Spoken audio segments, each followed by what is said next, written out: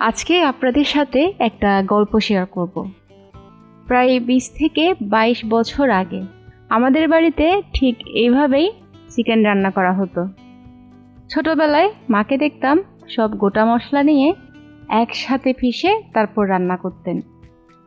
আমাদের তখন মরিচের ক্ষেত ছিল। কত শত মরিচ আমার মা নিজের হাতে বেটেছে তার ঠিক নেই। গুঁড়ো মরিচ যে পাওয়া যেত না ঠিক তেমনটা না, তবে কিছু মানুষ আছে না যাদের বাটা মশলাই খেতে ভালো লাগে। আমার ফ্যামিলিও ছিল ওরকম। আচ্ছা, এখানে একটু বলে রাখছি, আমি কিন্তু মরিচগুলো মাঝখানে কেটে বিচিগুলো আলাদা করে নিয়েছিলাম। বিচি সহ যদি আপনি ব্লেন্ড করেন তাহলে তরকারি খেতে বেশি ঝাল হয়ে যাবে।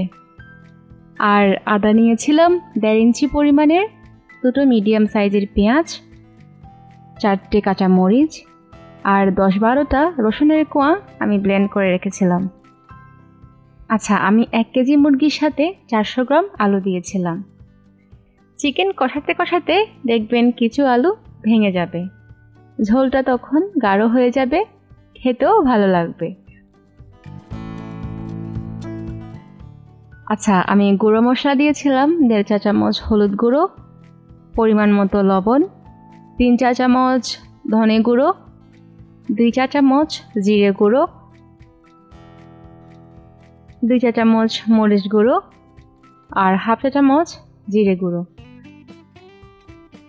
আর আগে থাকতে ব্লেন্ড করে রাখা আদা রসুনের পেস্ট, আর সাথে মরিচ বাটাটাও দিয়ে দিয়েছিলাম।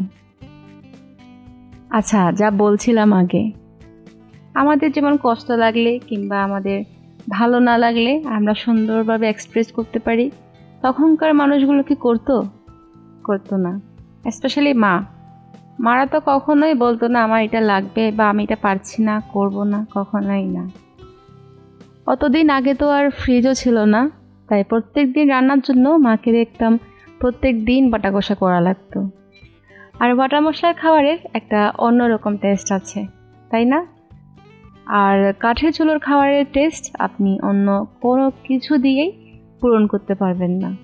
সব ইলেকট্রিক, গ্যাস, মাইক্রোওয়েভ সব ফেল।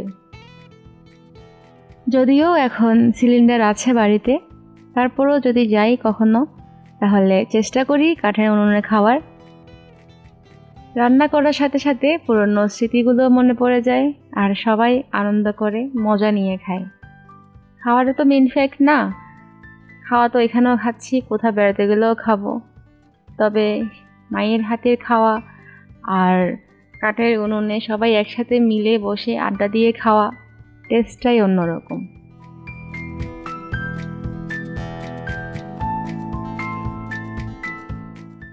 আমার মাকে দেখতাম এই রান্নাটা সর্ষের তেলে করতেন, তাই আজকে আমিও সর্ষের তেলে রান্নাটা করছি।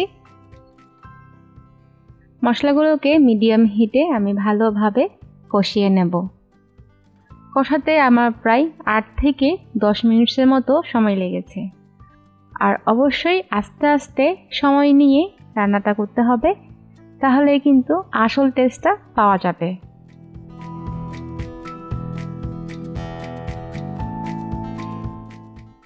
আর এখানে আছে কিছু স্পেশাল গরম মশলা, প্রায় 1.5 ইঞ্চির মতো একটা দারচিনির টুকরো, 1 চা চামচ শাহি জিরে, 6টা এলাচ, একটা কালো এলাচ, 3-4টে লবঙ্গ, একটু জয়ত্রী। এই সব মশলাগুলো আমি একটু ব্লেন্ড করে নেব। আর সবার শেষে গরম মশলার পরিবর্তে আমি এই স্পেশাল মশলাটা ব্যবহার করব। মরিচ মশলা ভালোভাবে কষানো হয়ে গেলে দেখবেন সব তেল উপরে উঠে গেছে আর তরকারির কালারটা একদম লাল লাল এসেছে।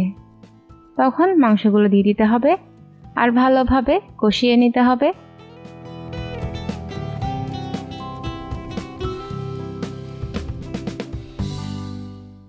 এখন দিয়ে দিচ্ছি আগে থাকতে ভেজে রাখা আলুগুলো। চিকেনের সাথে একসাথে আলুগুলো দেওয়ার কারণে আপনাদের হয়তো একটু অকওয়ার্ড লাগতে পারে, যেহেতু আলুটা মোটা করে কেটেছি আর আজকে আমরা ব্রয়লার মুরগিটা ইউজ করছি। যদি আপনি একসাথে দিয়ে দেন তাহলে আলুটা ভালো সেদ্ধ হবে আর মাংসের সাথে কষানো হলে খেতেও বেশি ভালো লাগবে।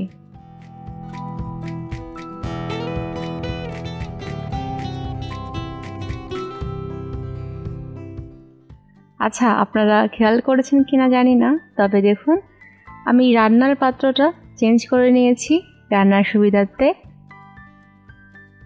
যদি আমার ভিডিও আপনাদের ভালো লাগে তাহলে একটা লাইক আর সাবস্ক্রাইব করে দেওয়ার অনুরোধ রইল।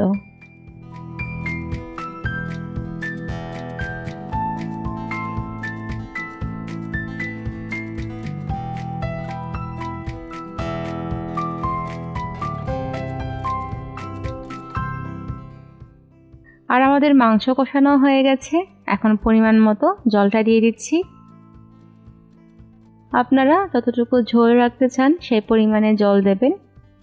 আর রান্না করব মাংস সেদ্ধ না হওয়া পর্যন্ত।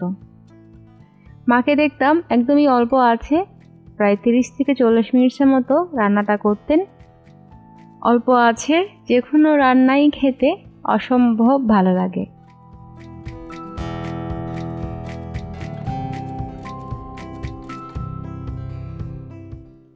সবার শেষে দিয়ে দিলাম সেই যে স্পেশাল গরম মশলার পেস্টটা বানিয়ে রেখেছিলাম, পুরোটাই দিয়ে দিয়েছি। এই মশলাটা দেওয়ার কারণে দেখবেন আপনার তরকারির ফ্লেভার অনেক গুণ বেড়ে যাবে।